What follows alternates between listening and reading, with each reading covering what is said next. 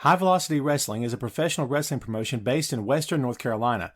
HVW's events provide a family atmosphere featuring old-school pro wrestling with a modern-day flair, giving a little something for everyone.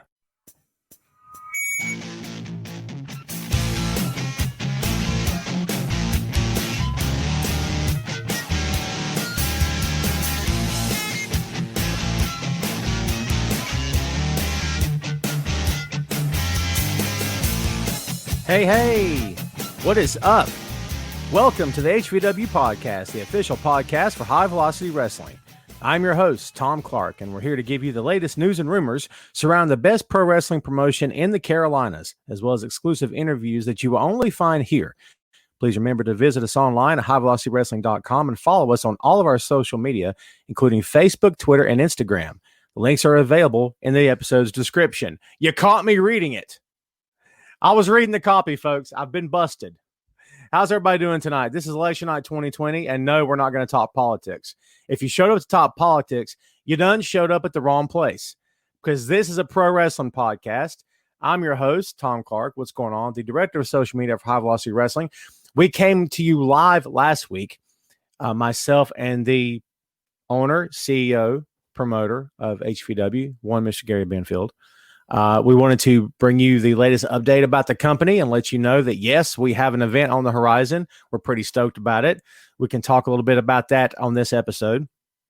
We're also going to talk a little bit about one of our favorite topics, mine and Gary's both, something that's near and dear to both of our hearts, especially Gary, because it's actually how I met him to begin with, was this very topic of conversation today. And if you've read the headline of this episode, you know exactly what I'm talking about.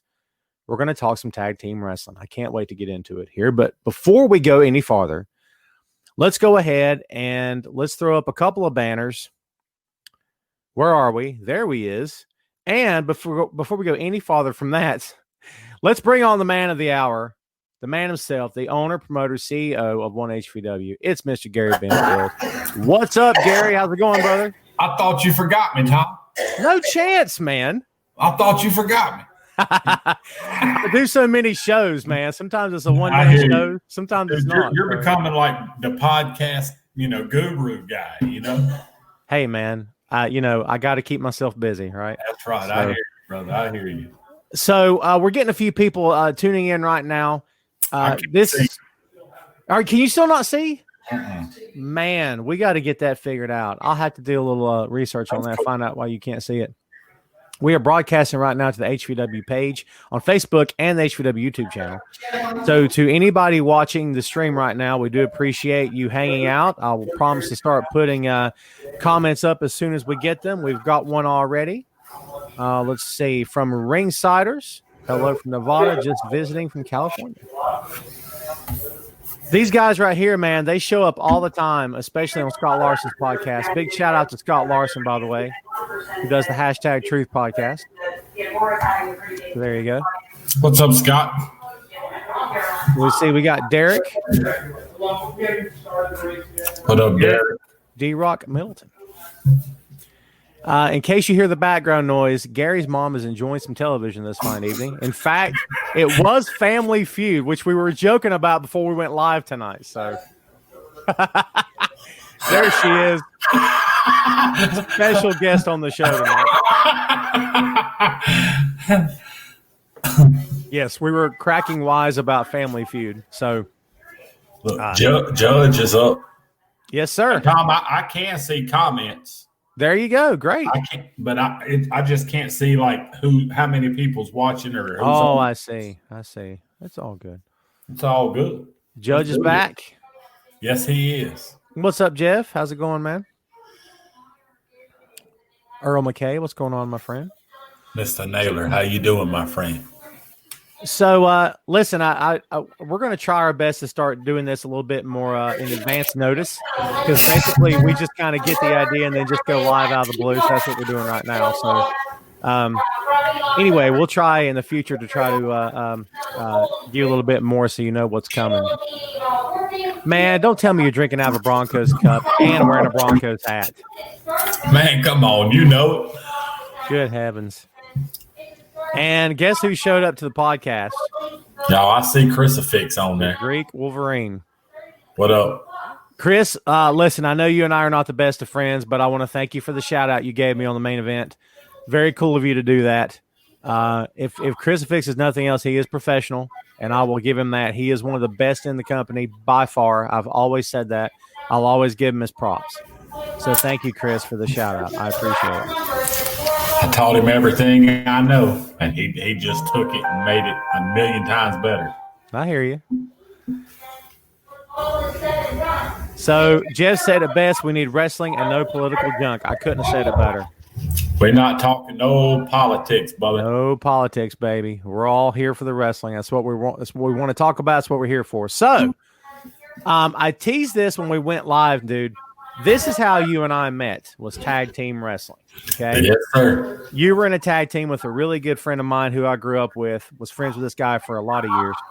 And you and him were the biggest tag team in that little promotion that we were running in Lenore, North Carolina. So tell the people about this. Yes, absolutely. Yes. Tell everybody about this tag team. How many times did you guys have the belt? I mean, EOD, the whole nine. Man, I don't even remember how many times we held the belt throughout the years, but man, you know, I broke into the business training with Judge, and Mike just happened to be it. He got to the show early one day and was hanging out, watching me train, watching me work out in the ring. And he asked me if I was interested in doing tag team wrestling. And I said, you know, I kind of thought about doing some tag team stuff at first just to kind of learn, you know, break in. I had a couple singles matches, you know, got my name out there. And then we run a little angle that put me and him together. And the EOD was born. The Elements of Darkness, baby. Viper and Steel in the house. I miss that stuff, man. Those were some fun times. I remember the first time I saw you guys, and I've told the story a bunch, and I think I've told it on the show, that at the time I was not a writer online. I was just a fan. I had not been in a locker room. I hadn't done a podcast. There wasn't podcasting at that time. So all that stuff had yet to happen. So I was cynical about indie wrestling, what we called indie wrestling at that time. I was cynical, not because I thought ill of anybody. The only wrestling I'd ever known was the stuff I knew on TV. That included Jim Crockett Promotions. Even though I'd been to house shows, that was still big time Showtime wrestling to me. So when someone said independent promotions, I'm like, okay. The first time I went to UWA to see you guys, I was hooked. And I kept coming to the shows, and eventually I got, you know, not pulled in. I wanted to be part of it, but I was asked to come in, and I was like, sweet, let's do this. The first time I saw you two guys tagging together, man, I've told you this many times over the years, the dichotomy of you two. One guy's, he's bald, he's got the goatee, he's got the do-rag, and he's tough, serious all the time. Then his partner, who's like the wild child, got the long hair, the sunglasses, smile on his face, devious, a devil. Dude, I thought it was perfect. I thought you guys just, I don't know what to compare it to. It was just like, it was kind of like the pit. It was like the big bulldog and the little bulldog that was following him around all the time. Yeah, it wasn't like a comedy act. Right. It wasn't like a comedy act like that. I don't mean it like that, but it was just like strong and silent, and then the rambunctious one who's ready to kill somebody. And I thought you guys looked and worked out great together.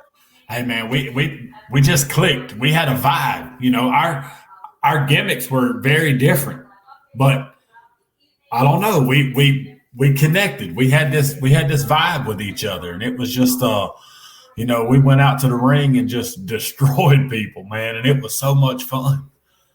I remember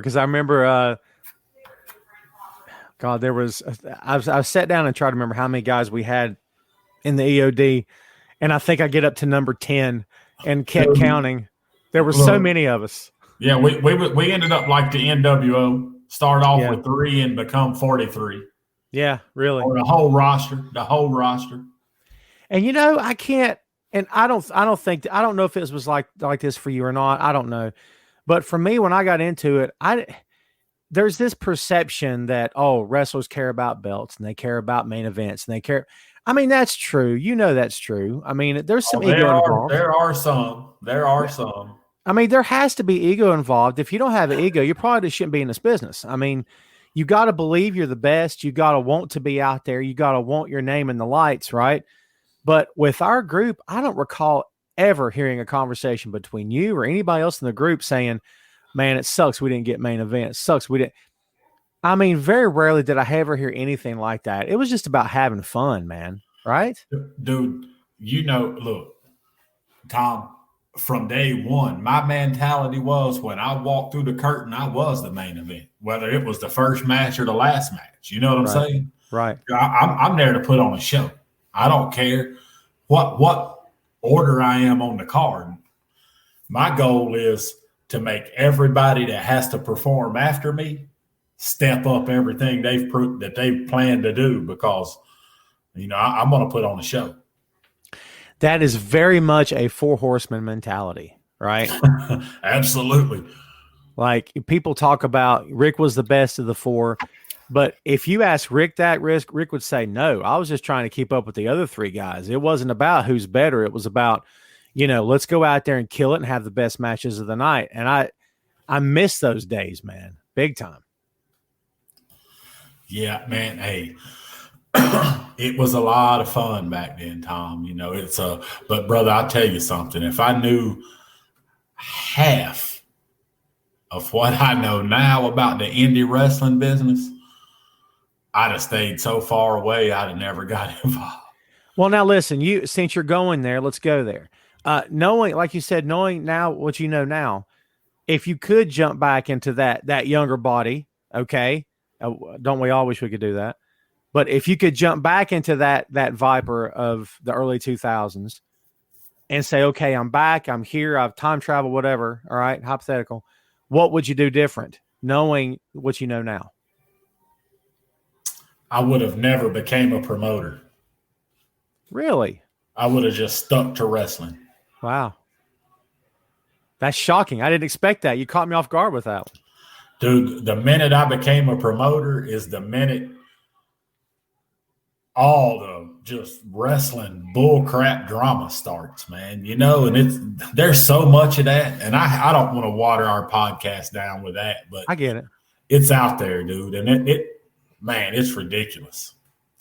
I should have just continued to wrestle, travel, who knows what I could have done. I mean, there was opportunities out there. Oh yeah, of course.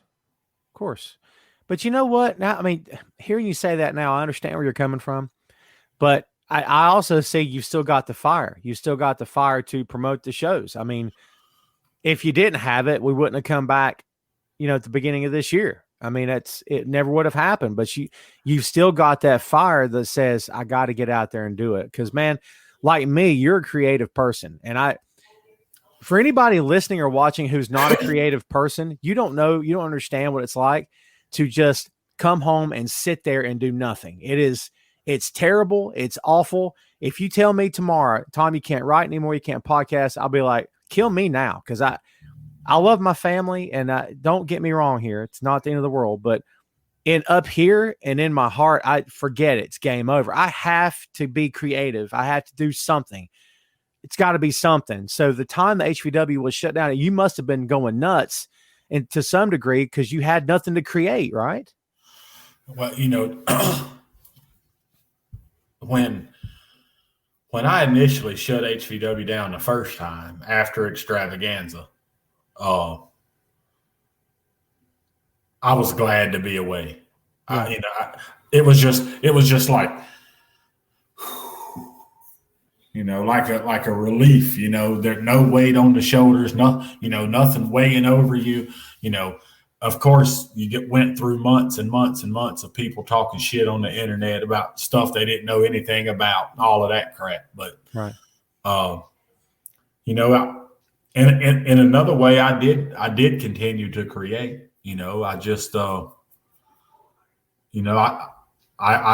got back into the music business. Did some band stuff for a while. Did some stuff with a band called Three Nails. Got to do some really cool Christian rock stuff. It was a lot of fun. So when, of course, I'm a founding member of the Sons of the Savior Motorcycle Ministry. So, there was still, it was a different kind of creating, but there was things happening, Yeah, I could see that. I mean, imagine if neither one of those things had happened, and it would be like, right? I mean, oh, yeah. I'm like you, man. I got to be involved with something. Exactly. I'm just Exactly that right. guy. I got to have something going on in my life all the time. Yeah, and dude, I know people. I'm friends with people who aren't like that. And listen, all the best to them. I don't know how they function. I mean, they probably look at me and say the same thing. It's like, Tom, didn't you work today? Aren't you tired? Why don't you get some rest? I'm like, no, I'm going upstairs to do a podcast. Like, I don't have time to rest. Like, this is what I love to do. Like, the stuff I do during the day is the stuff I have to do to pay the bills, right? The stuff I do in the evenings, this is the stuff I enjoy that I really, really want to do. Like, I love it, you know? Yes, sir. Hey, read Ryan Manta's comment he just posted up. Let's do this. It says, I've suffered bipolar disorder and ADD, ADHD my whole life. It's been detrimental in random areas for my social, personal, and work life. I've been told I'm good at certain things, but I've never felt confident in my ability or even happy about whatever I thought I maybe wanted to do. When I found wrestling, everything changed. It was mind-blowing. For the first time, I felt like I belonged. I felt happy to be there. I was motivated and eager to work harder and get better. Right. Which is, you're not the first person I've ever heard say something like that, man. This business has gave a lot of people an out. Over the years, I've trained a lot of young guys. I started training guys at 14, 15 years old. I've had a couple. I'm not going to name any names, but there's been three young men that came through our program that their home life wasn't so great, and life that in general just wasn't so great for them. And they found HVW and they became a part of something. They became a part of that family, and we took them in and took care of them, man. And that's a huge part of this business. And, I respect the hell out of Ryan for even coming on and saying that. But that's awesome, brother. And I can't wait till we get back up and running and get you guys out there with us. So you made a great point just now. You talked about, basically giving someone the opportunity to excel, giving someone a home maybe they never had, a family connection maybe they're lacking. I mean, pro wrestling is a brotherhood, and don't let anyone tell you any differently. I mean, everyone, I don't want to say everyone, but a lot of people know the routine. And if you don't, maybe we'll be opening the curtain or peeling back the curtain for you. I was taught very early, when you enter a locker room, you shake the hand of everybody in the locker room. You look them in the eye and tell them who you are. And I said, okay. And I found myself, you just do it so often, you don't think twice about it, right? I found myself in other areas of my life, like in the 9-to-5 job, going to a meeting, and I did it to everyone in the room. And by the sixth guy, they're like, wow, Tom, you're very professional today. And I'm like, oh my God, I caught myself. Right? Did you explain to him what you was doing? I probably did. But you know what? After it happened, I'm like, why don't we do this? Isn't this professional? Isn't this the way we should be doing it? So, hey man, I've caught myself doing it like when we go to a Suns meeting or something, and I walk in late and everybody's there, and I catch myself going around to the tables, just speaking to everybody and saying something. I do it all the time. Yes, it just becomes habit. So let's see. Ryan follows up with lots of respect and love for you guys too, and we greatly look forward to it. There you go. So let's see. Judge chimed in, 25 plus years in the biz. I never wanted to be a promoter. He probably could have been. He probably could have done it though, don't you think? Think Judge could have handled the stress and the pressure of that crap? I think yeah. He put up Roger. Oh, well, that you guys saw a whole lot more than you guys were there a lot longer than I was. I never wanted to make it sound like, oh, I was there forever. I was there for a cup of coffee, basically, compared to what you guys were doing. I mean, I enjoyed my time there, but at the same time, it was all I knew. I'd never been in anyone else's locker room. Right. Now, it wasn't until after that company that I got in other people's locker, and I'm like, wow, this is different. No one's mad at each other. No one's yelling. No one's fighting. I don't feel like a chair might get thrown across the room at any second. I mean, I don't know. I don't know that I'd hold him responsible because I'm not going to be that guy. But, I felt like, man, that was the Jerry Springer show what we were involved in. Not every night, but sometimes. Am I wrong? No, it was, man. I mean, sometimes it got crazy. That's man, I can remember when, I spent Lewis, if I'm wrong, correct me. But I think I spent about 2 years with the UWA before I ever went anywhere else. And the first time I ever went to another promotion, it was completely different than what I was used to, because I had spent the first 2 years in Lenore at UWA. And man, just to see how our locker room was, we were all kind of tight and close with each other. Mm-hmm. When you get in, the first time I went somewhere else, I seen like division in the locker room. These guys over here talking crap about these guys over here, and talking crap about, man, I gotta drive this far to wrestle this guy, blah blah blah blah. That kind of stuff, man. I wasn't used to that. It was different. So when I did start HVW, I really tried not to have that stuff in my locker room, but it's almost impossible to keep it out. I mean, it happens everywhere. Well, we had it. We had it in UWA too. And I don't want to make it sound like we were always at odds with each other. A lot of the memories I have of that locker room, a lot of them are not good. And maybe that's a shame. I guess that is a shame for me, because a lot of it I remember is just tough. But we did have cliques in our locker room. I don't know if it was detrimental to the company, but we had EOD on one side. We were all sitting together. All the young guys sat together in their corner. The veterans kind of hung out together. Not that there was any hate thrown around because of it, but it did kind of feel like a high school environment sometimes. We're like, okay, I hang out over here and he hangs out over there and he sits over there, kind of thing. I mean, oh yeah, man, I hated a cliquish locker room. Yeah. I spent many years at another Fed that was that way. And I don't know, it was sad, man. It really was. So go ahead, brother. No, I was trying to read Earl's asking us a question about tag team wrestling. Yes. What's your guys' opinion on the tag? It's just what I was getting ready to do here. What's your opinion on the tag team scene in wrestling now? Is it a dying thing or picking up again? I think it depends on what company you're talking about, Earl, to be honest with you. That's what I was about to say. If you're talking about the big dog in town, those guys don't care about tag team wrestling. That's just the end of the line. That's it. Because the big boss doesn't care about it. We've heard that for 30 years. It's the absolute truth. The biggest teams that get the biggest amount of spotlight are the ones that are just thrown together who were never tag teams. And I'm like, okay, but you got these guys that worked together for 10 years. Oh, it doesn't matter, pal. We're going to put these two stars together and they're going to go to the heights, go to the moon. I'm like, why? Makes no sense to me either. It makes no sense. I don't get it. Hey, I think tag team wrestling's doing fairly decent in AEW. I agree. Totally. Man, the Bucks, I'm a Bucks fan, so I like those kids, man. I just wish they would come up with something different besides a super kick. So that's a polarizing act right there. I'm glad you mentioned Nick and Matt Jackson, because I have to ask you about it. You're an old school guy like I am, but I don't think you're so old school that you can't appreciate the new style. It doesn't mean you approve of all of it, but you can appreciate it. So where's your head at on those guys? Is it too much? Is it too over the top? Is it, my God, there's been 30 finishers, take it home? I mean, where are you thinking? What are you thinking about that?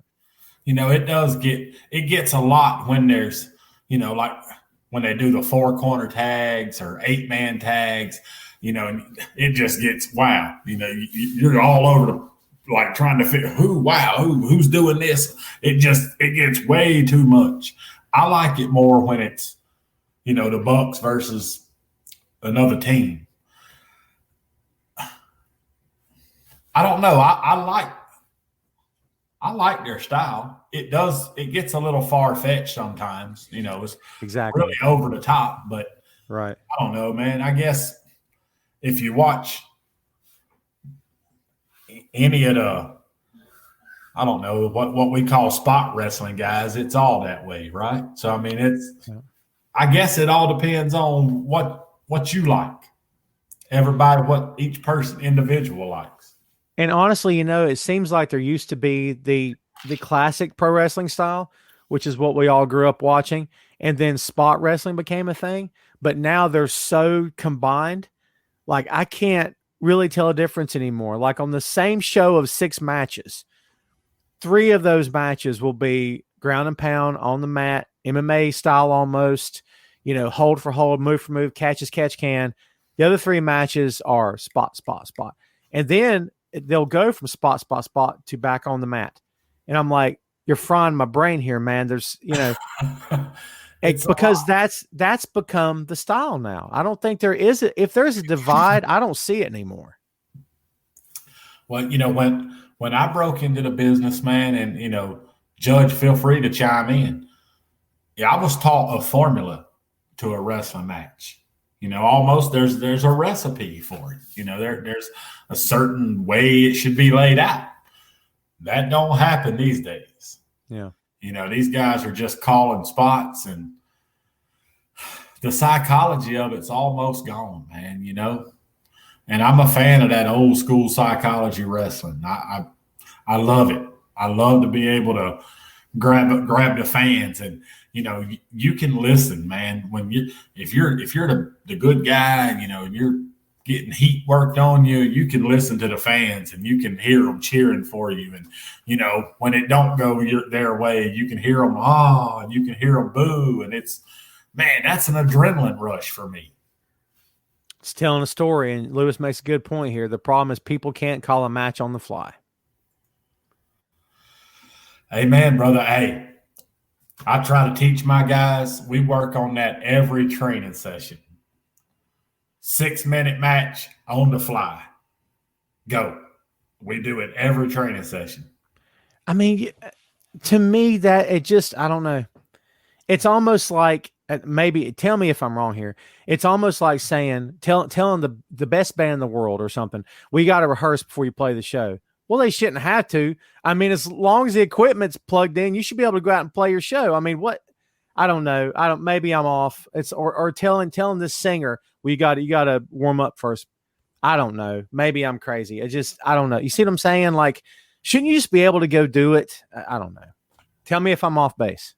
No, you're exactly right, man. I mean, it's without keeping kayfabe, so to speak. I got you.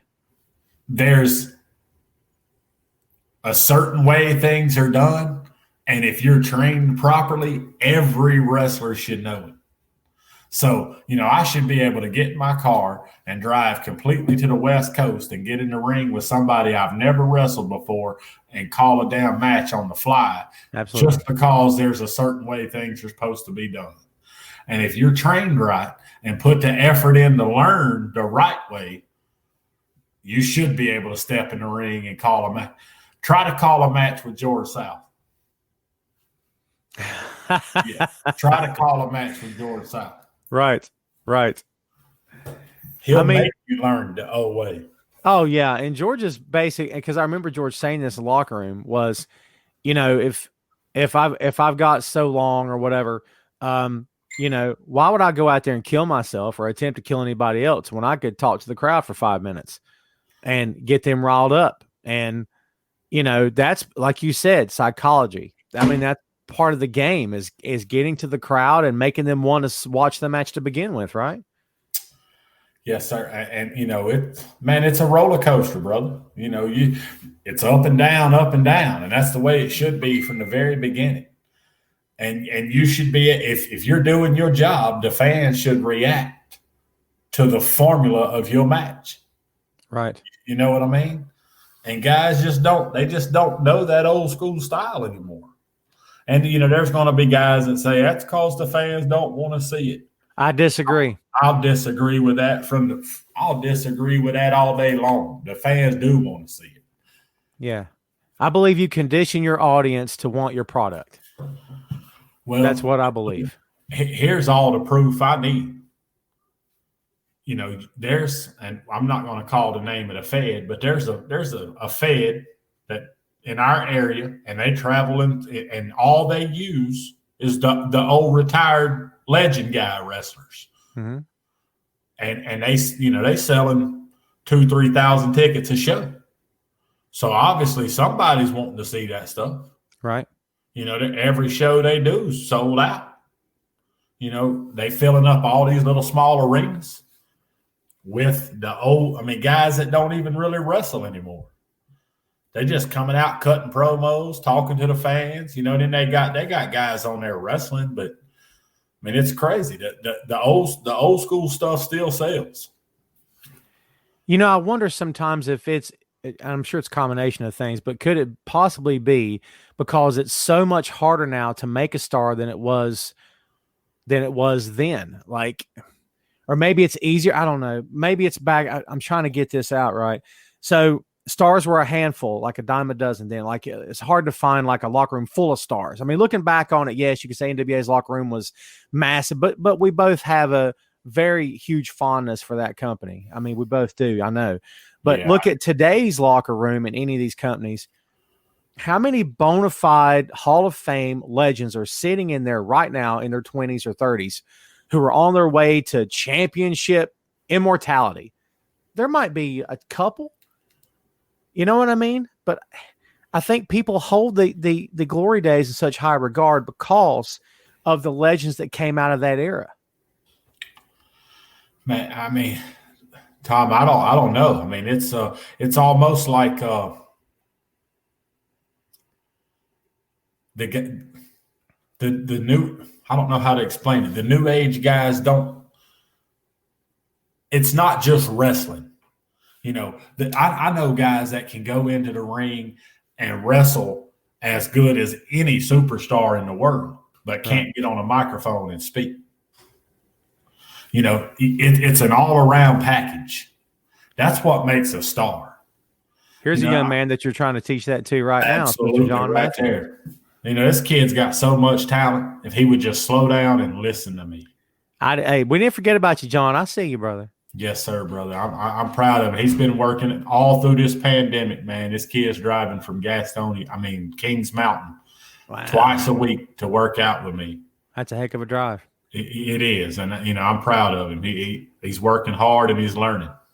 Big shout out to Chad Scott. What's up, Chad? Man, glad to see you are still doing great, my friend. He said training is style specific. Traditional Southern wrestling is a different language than lucha or strong style. I couldn't have said it better. That's a great point.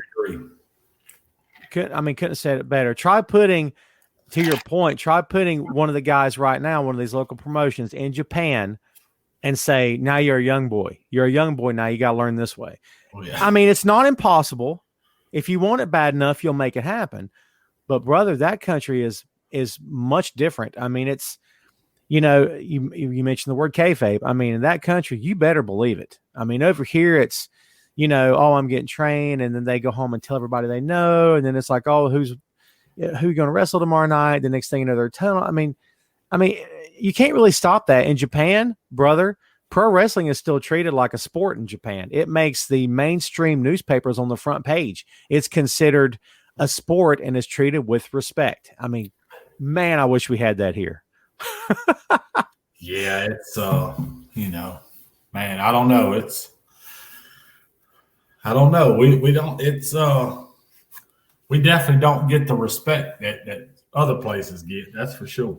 You're right. And then, you know, to Chad's point, lucha, I mean, in Mexico, it's so different. We're talking about tag team wrestling here today, folks. Oh, yeah, the style's completely different. They don't even tag in that country. It's not even part of their tag team matches.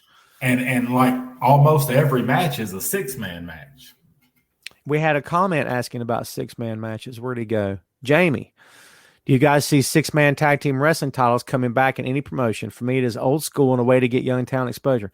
I love the 6-man tag team championships. I mean, I would love to see him in HVW at some point. I think we've got the kind of talent that could hold them and support them and make them freaking fun to watch. I mean, I just automatically think about Dusty and the Road Warriors. That's where my head goes when I think about World 6-man tag team titles. Man, when you say 6-man tag, the fabulous Freebirds, baby. There you go. I am a Michael P.S. Hayes fan. I can see that a mile away. I love that Joker, man. I can see that a mile away. I was a Freebirds guy, man. They were just so good. And three three guys who shouldn't have fit. If you look at their pictures separately, you're like, okay. And then put them together, like, what? But then you see them in the ring, you're like, oh my God, they're perfect together. Like, they had a chemistry that was unreal. Yeah. I mean, unreal. I mean, dude, Yeah. you think about any of the teams back then, though. I mean, the Midnight Express, the Rock and Roll Express. I mean, good Lord, the list just goes on and on and on. Arn and Tully. Even the Mulkey brothers, man. They were a glorified bump team, but they still had chemistry together. And them jokers took a butt whooping in style. You know what I'm saying? Somebody's got to make the stars look good, kids. That's the bottom line here. And dude, tag team wrestling is chemistry. Absolutely. On the indie scene, man, there's a lot of great little tag teams out there. Over the years, I can name 1,000. Yeah. But one that really stands out to me, man, and they were different. They had their own thing, and it was, Man-Child and Jamie Lee, man, ADD. Fun tag team. Fun. The kids loved them. They had something, man. Yes. They had something. They worked on it. They constantly tried to improve their gimmick. They put work into their gear. They put work into their music. They put work into their merch. I mean, their look. Yeah. Even putting work in to learn. Dude, they had so many like tag team wrestling moves that they did together with Man-Child using Jamie Lee as a ramming rod. As a weapon. Yeah. Just all kind of stuff. And it was great, man. It was fun calling their matches, I have to admit. We've got a talent here from the School of Morton, Franco Varga. Been there. It's very strict in the locker room, and social media is not as loose as it is here. So he's talking about Japan, I'm assuming, is what he's talking about. So Franco gave me a shout-out on the main event 200th episode. So thank you, my friend. I don't know you, but I appreciate the shout-out, man. And I'm going to look up your stuff. I haven't done it yet, but I intend to. So best of luck to you at Ricky's school, man. Thanks for watching, by the way. Yes, sir. Thanks for watching. I've been told they've got some great talents coming out of that school. Dude, we're gonna have to take a trip one Sunday and just ride down with Chuck or ride up with Chuck and check it out. Yeah, sounds good to me. So we got John Matthews saying, I'm ready to get back to regularly scheduled shows. Brother, from your lips to the ears of God, my friend. So we'll see. Yes, Jamie sir. says, wrestling in Japan is like football in Texas. Jamie, brother, that's freaking perfect. That is pitch perfect. I can't say any better. That's great. What a great comparison that is. That's really good stuff. So tell me the first, what you would consider famous tag team that you actually met in the locker room, in a locker room. And were you so starstruck? How starstruck were you, I guess I should say? Was it Ricky and Robert? Our tag team? Yeah.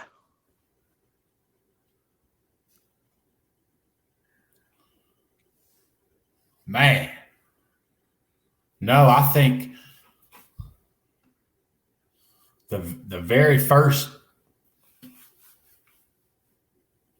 Because for me, it was Ricky and Robert. I don't know. I want to say it was the Midnight Express. Really? Wow. Because I brought them into HVW. Oh, cool. It was but I had Bobby and Dennis. And it was really, really cool, man. Awesome. But I think I'd met some bigger tag teams before then, though. Did you meet Hawk and Animal? Did you ever get a chance to meet them? Nope. Never did, man. Yeah, I regret that myself. I wish I had. So we've kind of touched on this. It's been so long. It's been so long. It's hard for me to remember all the people we've met over the years. I hear you. Well, we kind of touched on this already, but I don't know that we've either one gave a clear definition. Why, in your opinion, is tag team wrestling important? Man, go watch an 8-match card with 8 singles matches. Good point. I think there's a place for triple threat matches. I do. I think that's triple threat wrestling is its own style, and a style in its own. And there's some guys that really understand how to do it and can do it really nice. Mm-hmm. And I think a tag team, I don't know, it gives you for me, it's a little more exciting. You got 4 guys out in the ring. All kinds of stuff could go crazy. It gets wild. You get 4 guys flying around instead of 2. I don't know. I don't know. I just think tag team wrestling's important. I think it's important for all the reasons you said. Plus, I think it allows you to find new stars, and the opportunity for one of those 2 guys to become a huge name is always there. And even if that doesn't materialize, the possibility of creating a brand, creating a team that could possibly sell more tickets to your next show. I mean, that's, just I go back to Ricky and Robert, but my God, how can you not? I mean, one of the greatest of all time, maybe the greatest of all time. All they had to do was show up. They were so pretty. And that's all they had to do was show up. Go back and listen to those old matches, and it's primarily girls screaming their heads off. And the funny thing about Ricky and Robert was, you say, well, the girls love them, but look at them. But the guys love them too, because Ricky and Robert stood up to the Russians and didn't back down. And yes, sir. Every dude in that arena was like, okay, maybe they're not so bad after all. These guys are pretty tough. Next thing you know, they're cheering for them too. So, good looks will only get you so far, the pro wrestling audience. You got to prove it. You got to prove it to the men as well. And buddy, they did. Yeah, hey, man, those jokers had charisma like nobody else had back in that day. It's when Ricky come out to the ring, giving his and Robert's back there, skipping along, clapping. The women's going crazy, the grandmas is going crazy, the little girls is going crazy, and Dad is getting excited because he knows he's going to have some fun when he gets home. The Rock and Roll Express done warmed them up. That's right. Do you remember seeing them in the cage? I want to say it's Ivan and Crusher, but it might have been Ivan and Nikita. I think it was Ivan and Nikita. It's for the tag team titles in a cage. And Ricky and Robert got beat to death. When Ricky's hair was red instead of black. But they ended up winning the belts. They got the pin. And as a kid, I'm watching that thinking, they're dead. They're both dead. This is over. They're going to get killed. Oh, my God. And then they won. I'm like, oh, my God. I lost my mind. Like, that's a star-making moment right there, man. Hey, man, and we don't get many of those on our level anymore. It's true. Dude, you think about it. Back then, what promotion was that? That was NWA, Jim Crockett Promotions. Yeah, but back in that day, they were nothing much more than a big indie promotion.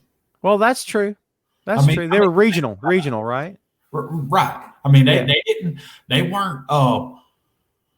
They weren't as big as WWF back then, or WWF, whatever it was. They weren't going around to the big arenas that they were in. They were doing smaller arenas like the Greensboro Coliseum and the Asheville Civic Center and the Charlotte Coliseum.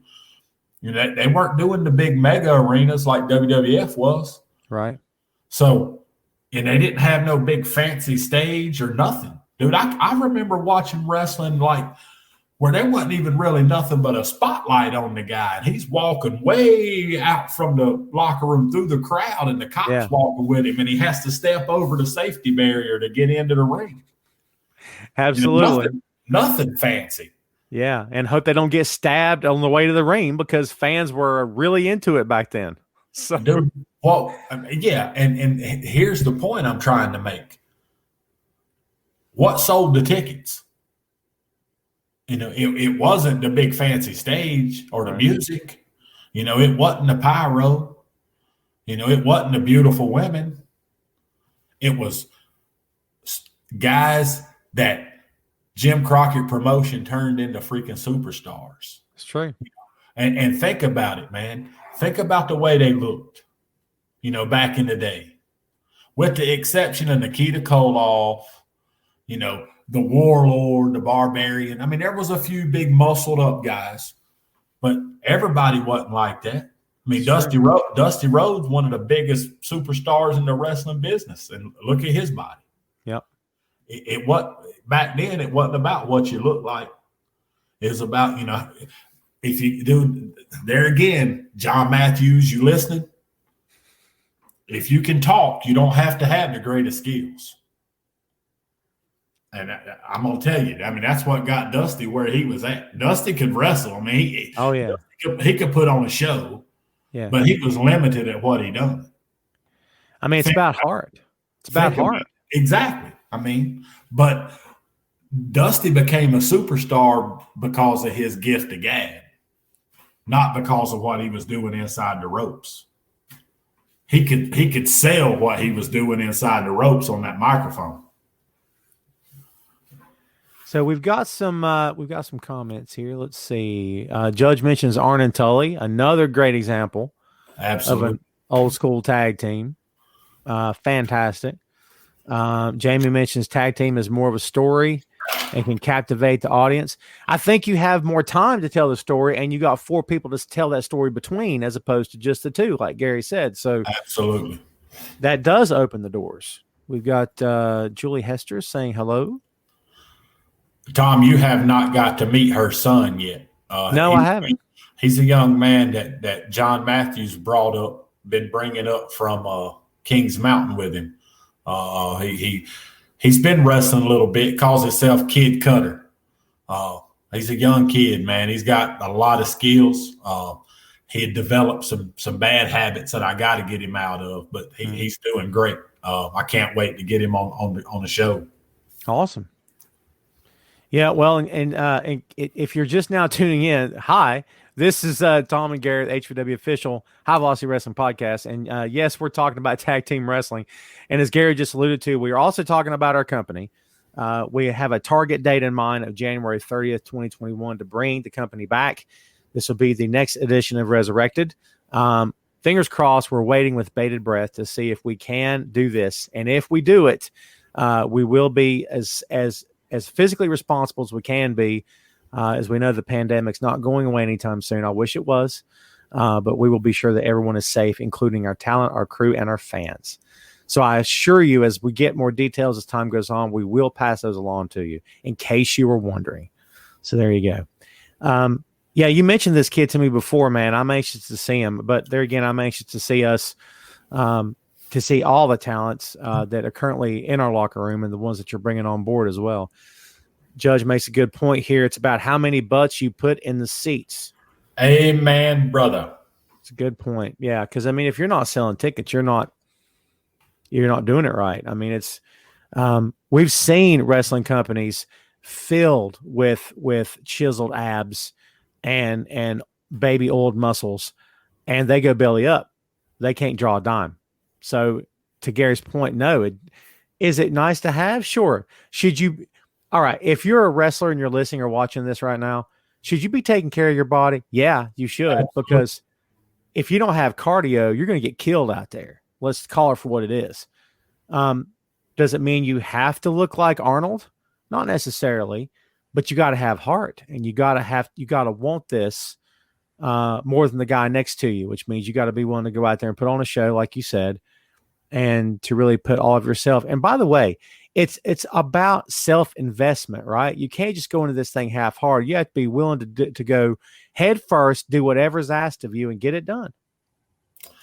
Absolutely, man. And you know, it's one of my biggest things, Tom, and it's been an issue for years. Don't forget where you came from. Right. I've accomplished a little bit in this business. I've done some things. I've been on the big show a couple times. I've got to do some stuff. And I never deny the fact that I started training at the UWA in Lenoir, North Carolina, with a guy named a Judge. I don't make up a name that so-and-so trained me. It is what it is. Ain't no making it up or lying about it is not going to get you anywhere different. But it's ridiculous that, the guys that spend so much time with one person and then they make it or they go to that next level a little bit bigger. And, you see interviews from them and it's not about the recognition. It's about the appreciation. Right. I get where you're coming from. What I'm saying? Yeah, for sure. I appreciate Judge taking time out of his Saturdays and coming working with a guy breaking into the business. He didn't have to get there that early every Saturday. He spent his whole day there just to work out with me. I appreciate that, and I remember that.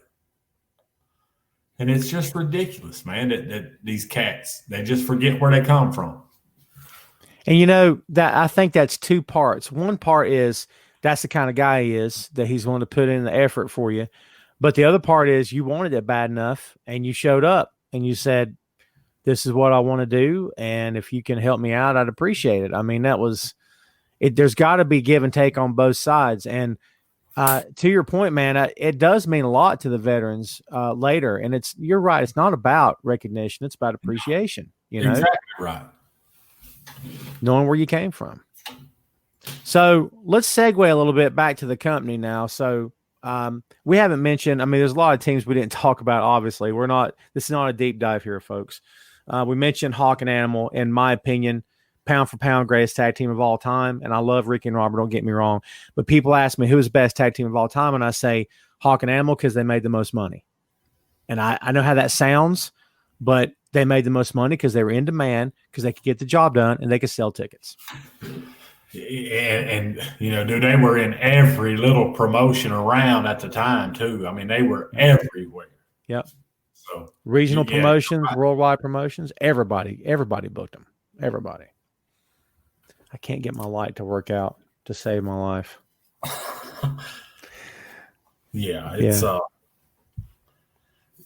the Road Warriors, man. I'll never forget what was Chi-Town Heat when they did the scaffold match with the Rock and Roll Express. Oh, man. No, the Midnight Express. Midnight Express, yeah. Yeah. Oh, man. I'll never forget Cornette dropping from that scaffold. Blew out both of his knees. Both knees at the same time. Yeah. Had to have surgery. Bubba was supposed to catch him. Yeah.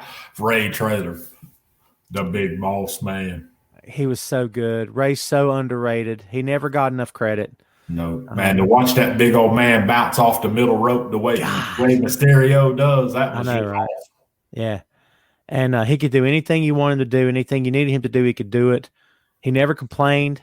And you're right, never got the recognition he deserved. Nah, gone way too soon, as a lot of them were and are, unfortunately.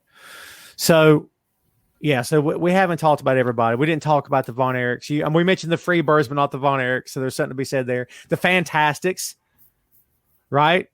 Oh, yes. Tommy Rogers and Bobby Fulton, man. Yeah. Hey, dude, I'll tell you a quick little story.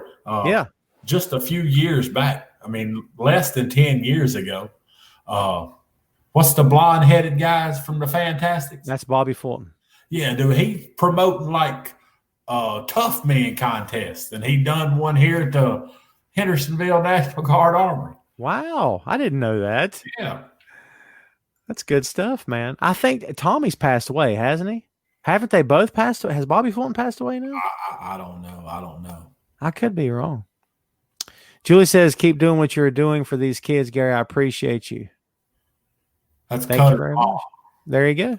That's Cutter's mom. Thank you, Julie. I appreciate it. I don't know how to type in a comment, so I would respond if I could. It's all good. We're giving them some shout outs here. Yes, sir. Zach Hester saying hello. That's Cutter. Is that him? I think so. Yeah, same last name. Yeah, that's Cutter. Cool. What's up, buddy? You ready for training this week? Judge says you got to promote yourself, and you got to promote your company, and you got to promote the business.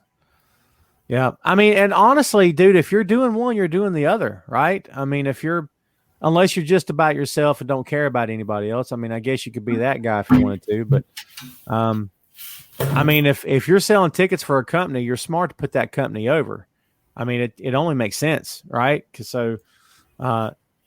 You won't draw the kind of crowds that you want to see or perform in front of if you're not doing your part to get fans into the building.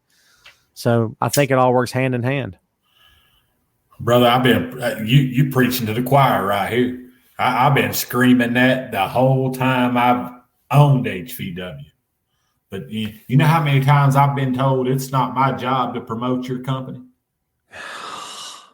Okay, I mean, all right. You want to get paid off the ticket sales. You want to get paid off, the bigger the crowd, the more money you make, right? All right, help me make that crowd bigger then. Yeah, I mean, all right, so put yourself in the talent's shoes, not being a promoter. I mean, do you see that argument, or are you just like, eh? Dude, I mean, if I was booked on a show, I mean, I'm talking as a wrestler, not a promoter. Right. If I know I'm driving to Tennessee on Saturday night to wrestle, and it's Monday, and I see the promoter putting his poster online promoting his show, damn right I'm going to share it and tell people about it, because I want to wrestle in front of a crowd. I don't want to drive to Tennessee to wrestle in front of 20 people. Right. Good You know point. what I'm saying? Of course, right. Man. We want people there to see us. Is that not the point, to try to wrestle in front of a big crowd? It makes sense to me, 100%.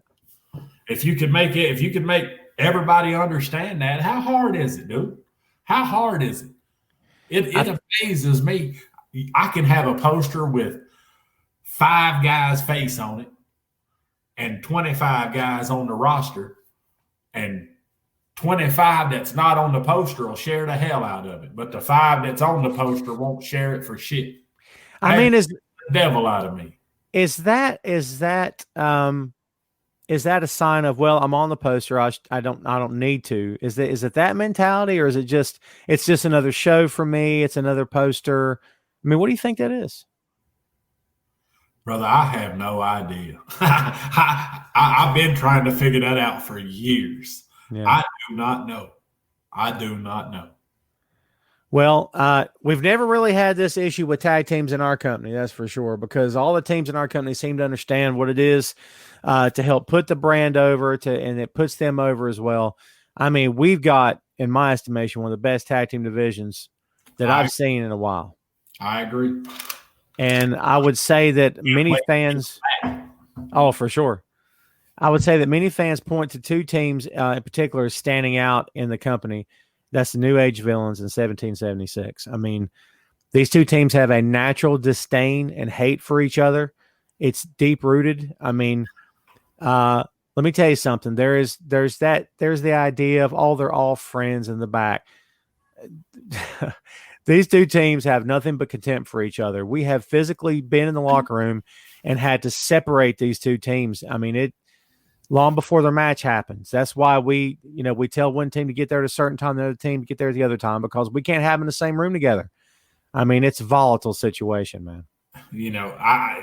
Tom, even me, I thought they're working us.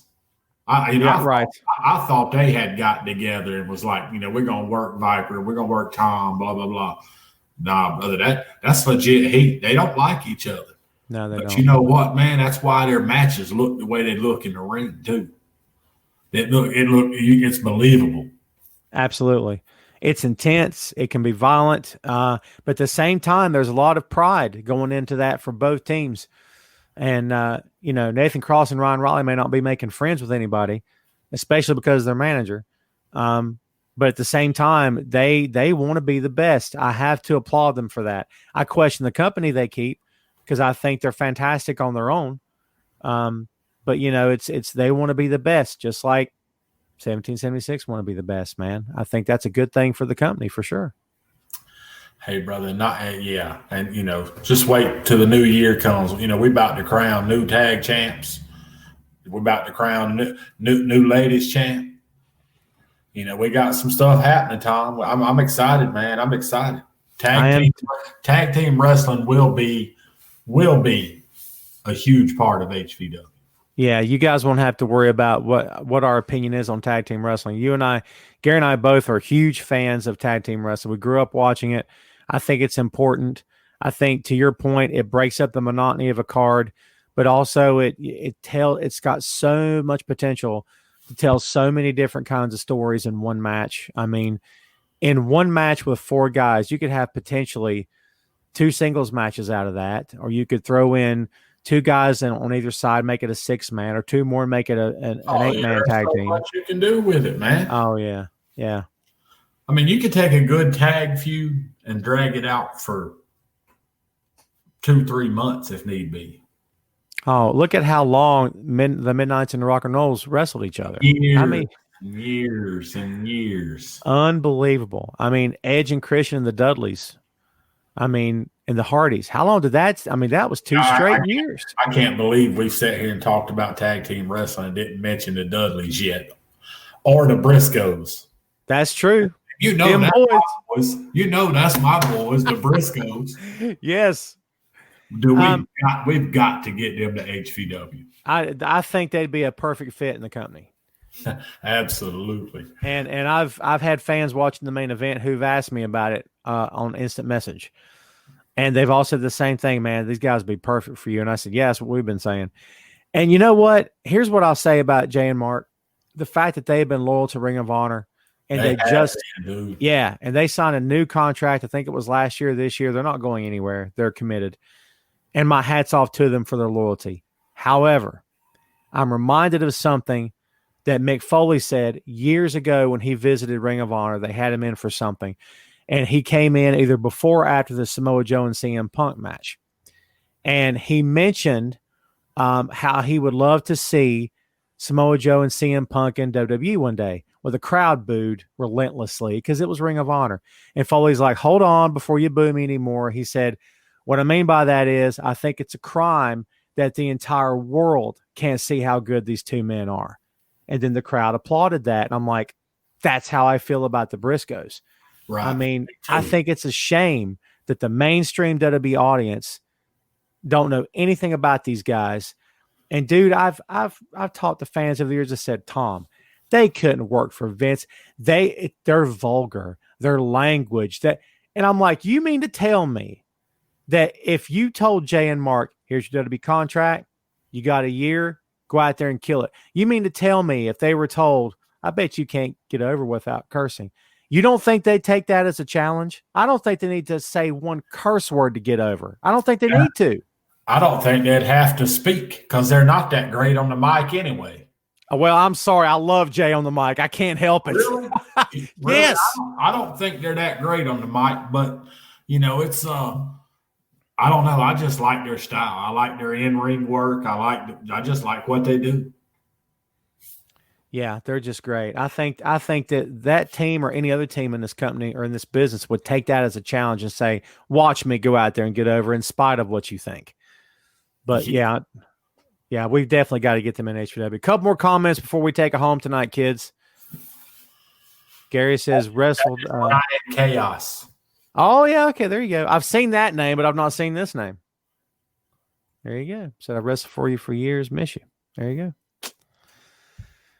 All right, folks, we've gone a little over an hour tonight. So the goal for Gary and myself is to do this once a week. Now, we are going into the busiest time of year and, Thanksgiving, Christmas, and the New Year's.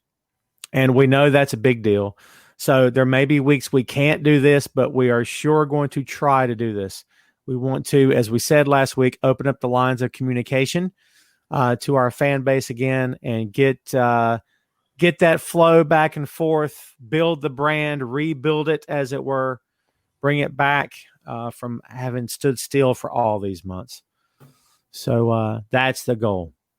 And plus, it doesn't hurt that Gary and I are both still fans and we still watch and we still appreciate the business and the industry. And yeah, what are you thinking so far, man? Hey man, I'm enjoying just talking wrestling, so I can't wait to the next episode. I'm just seeing everybody's comments. I appreciate you guys. So yeah, I'm looking forward to the future.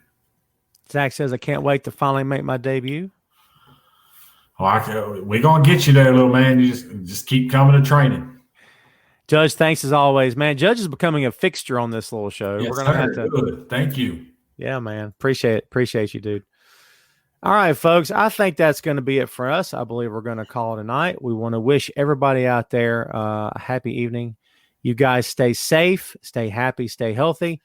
And as always, we always say the same thing. Please stay tuned because there's a lot more HVW to come. Please keep tabs on our social media, Facebook, Twitter, Instagram, and we will update you as often as we possibly can. Shameless plug time. Check out Tom Clark's Main Event and Tom Clark's 6M podcast. That's how I roll. So there you go. All right, folks, that's all we got. For Gary Benfield, I'm Tom Clark. Thanks very much for checking us out. The official HVW podcast. That's it for us, kids. Thanks again. We'll see you next time. Everybody have a good one.